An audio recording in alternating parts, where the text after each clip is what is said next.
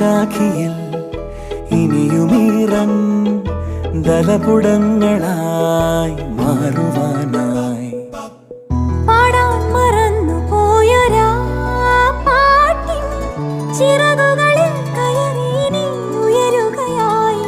മോഹിച്ചും ലാളിച്ചും നീ മണ്ണിൻ പൂമഞ്ചത്തിൽ ആവോളം പൂങ്കാറ്റെ ചാടി ഉറങ്ങും.